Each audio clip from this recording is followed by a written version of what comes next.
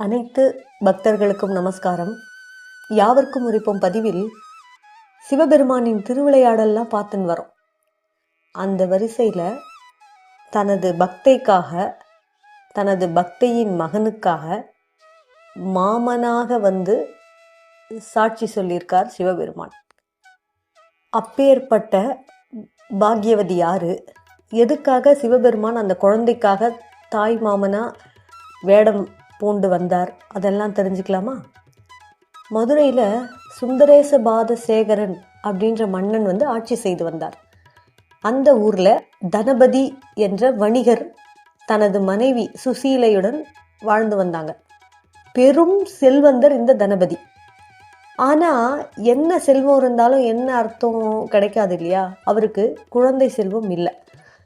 தன்னோட ஆஸ்தியை பார்த்துக்கிறதுக்கும் தனக்கு கடைசி காலத்துலேயும் இருப்பதற்கும் குழந்தை இல்லையேன்னு அவங்க வந்து மதுரை சொக்கநாதர்கிட்டையும் மீனாட்சிக்கிட்டையும் வேண்டாத நாள் இல்லை. ஆனால் வருடங்கள் ஓடியதை தவிர குழந்தை பிறக்க வழி இல்லை. சரி, என்னதான் பண்ணுறதுன்னு ரெண்டு பேரும் கணவனும் மனைவி யோசித்து ஒரு முடிவுக்கு வராங்க. அந்த தனபதியோட தங்கை ஒருத்தவங்க இருக்காங்க. அவங்களுக்கு ஒரு குழந்தை இருக்குது.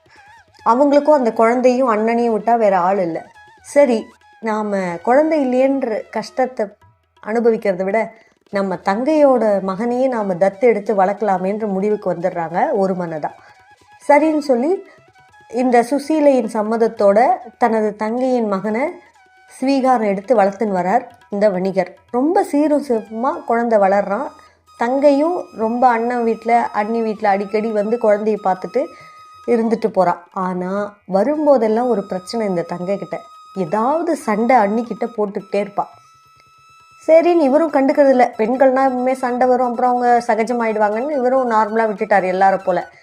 இதே மாதிரி அடிக்கடி சண்டை வரும்போதெல்லாம் என்ன ஆச்சுன்னா, ஒரு முறை இந்த பெண் என்ன பண்ணிட்டான்னு அண்ணிக்கிட்ட சொல்லி காமிச்சிட்டான்.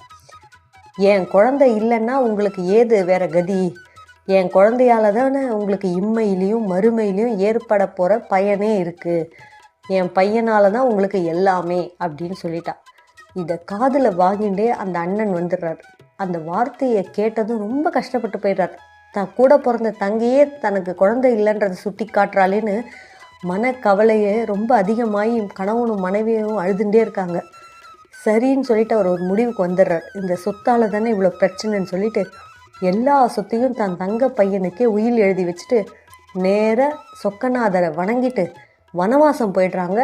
கணவனும் மனைவியும் தங்கச்சிக்கிட்ட குழந்தைய ஒப்படைச்சிட்டாரு. சொத்தெல்லாம் தங்கச்சி பையன் பேர்லேயே எழுதி வச்சுட்டு, அம்மா நீ சந்தோஷமா இரு அப்படின்னு சொல்லிட்டு போய்